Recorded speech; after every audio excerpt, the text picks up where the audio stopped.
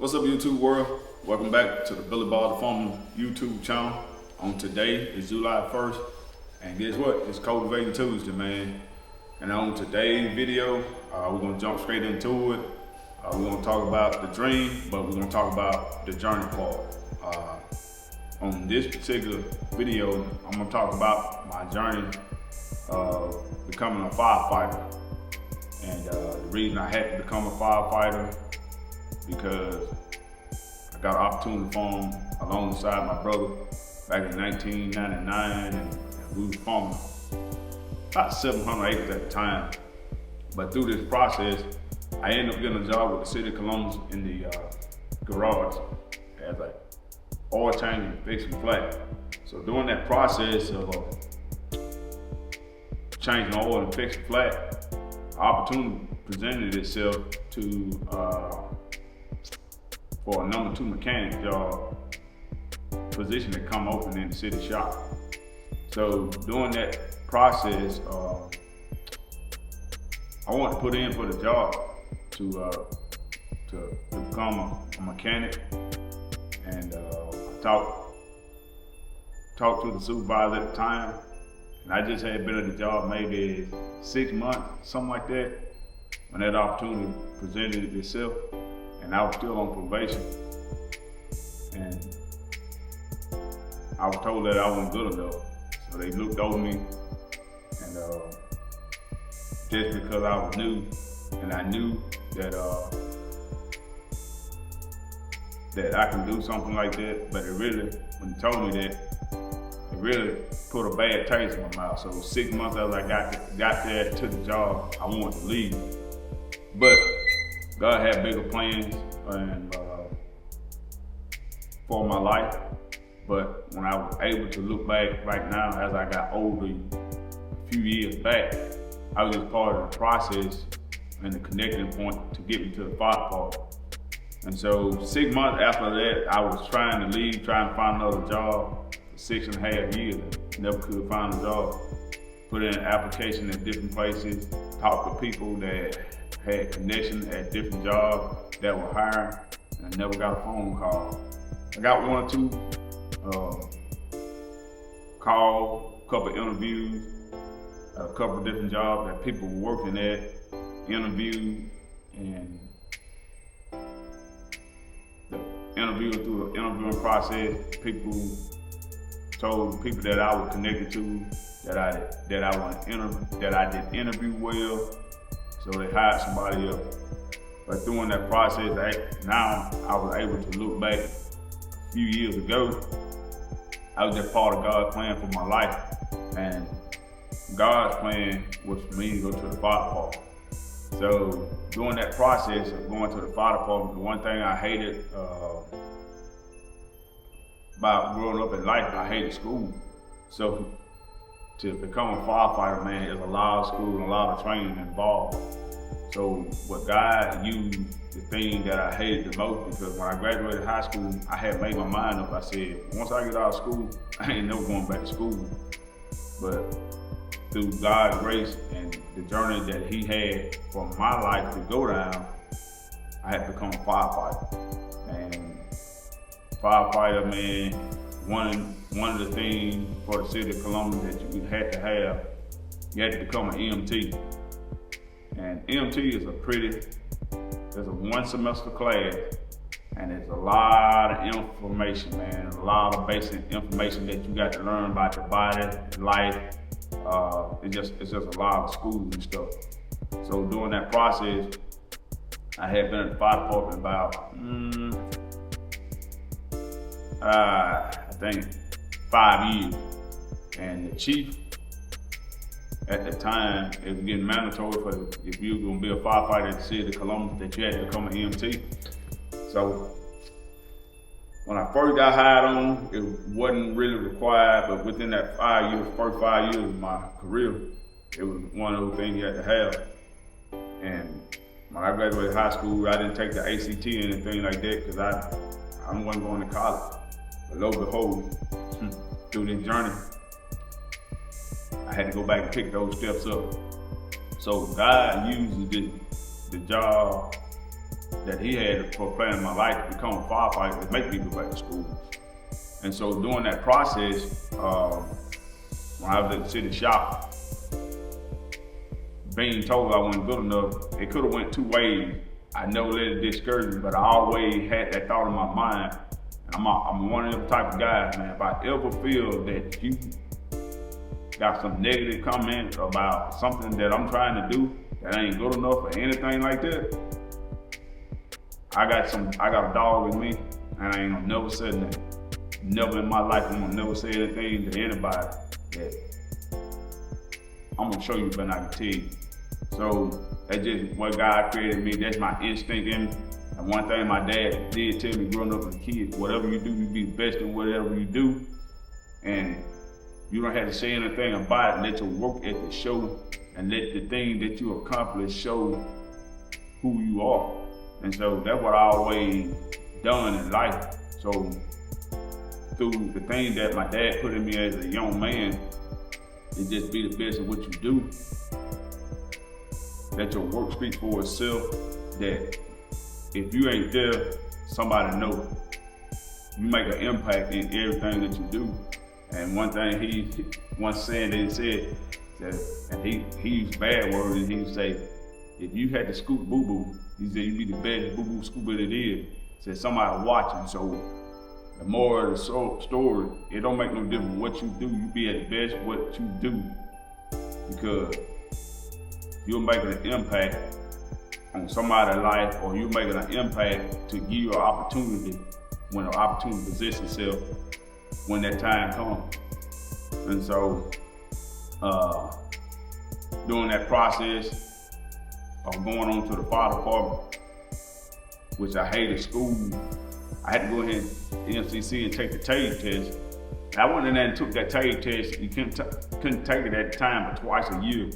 I did like a 580 to get in the EMT class. I made a 576 twice. And EMT class was approaching real soon, so the counselor at the time, the EMCC, said, hey, you got another choice. We got an in-house ACT test that you can take. You need a 16 to get in. So when she told me that, I immediately signed up for it, and it was coming up like a few days right before I signed up. So I knew one thing, I was really strong in math and science and stuff like that. So I went in and just shot from the hip, and I took the ACT. I made a 14. And the reason I went in there and took it like that, because I had never taken the test, so I wanted to go in there and see what it was like. So I have another one test coming up, and like, I want to say either June or July. Can't quite remember the time date after I took the first one. But anyway, I left there and went to Books Me and got me an ACT prep book. And that some word got back out to me again that when I didn't make the 580 to get on the to get in the class on the TAGE test, there was people going around the fire department said I wasn't gonna get in and all that stuff, that I wasn't gonna pass the test. If I couldn't pass the TAGE test, ain't no way in the world I pass the EMT. And once they got back to me, I'm gonna tell you something, that just really put a burn in me. So I nailed down and got in the ACT prep book. And next time I took the ACT test, I made 18. And we started off in the ENT class with 21 students, and I finished in the top 5 out of 21. We ended up with like 14 people graduate. And then the next opportunity after I passed the EMT class, it was so intense that if you made under a 70 in EMT class at EMCC back in 2010, you was automatic out the class. On any chapter test, you made under 70%, it might have been 75. It was 75. And between 70 and 75, it was pretty intense. On 3 chapter tests, you was out. So I went through that process, and through the whole class and finished it. And I went, it was time to take the national register. And we had a really, really strong EMT instructor, Mr. Todd Shuttles, and he was really helpful.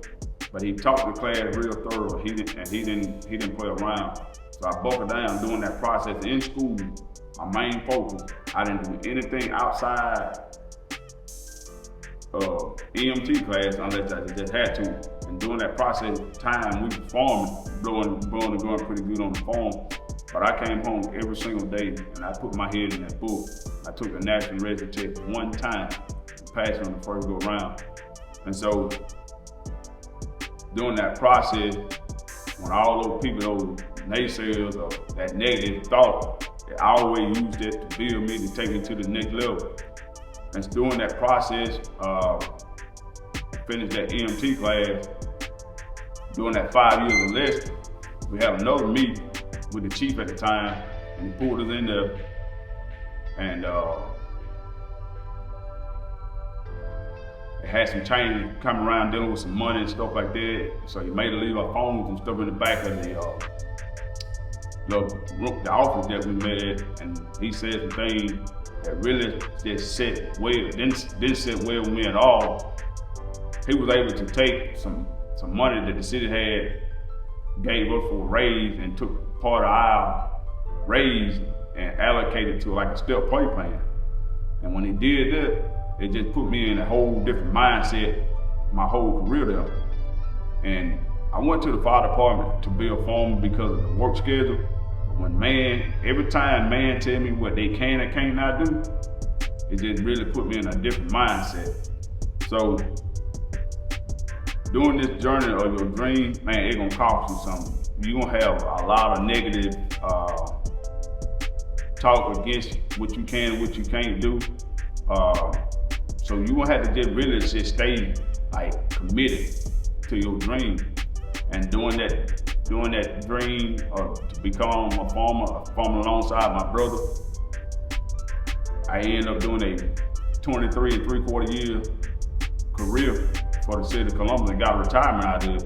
That's something that I never had in plan was to become a firefighter and to retire from the city of Columbus, because we didn't make a lot of money there, but the career path of the fire department, which really drove me there, was the time off. But I just wanted to share that with somebody, man. Just because during your journey, you trying to get to your dream, sometimes God maneuver you around the different places and areas in your life to groom you. And some things that the fire department groomed me for is like, the education was just not that one-time deal to get hired on with the fire department. It was a continuous training. So every year we had to sign up for two classes a year down the State Fire Academy.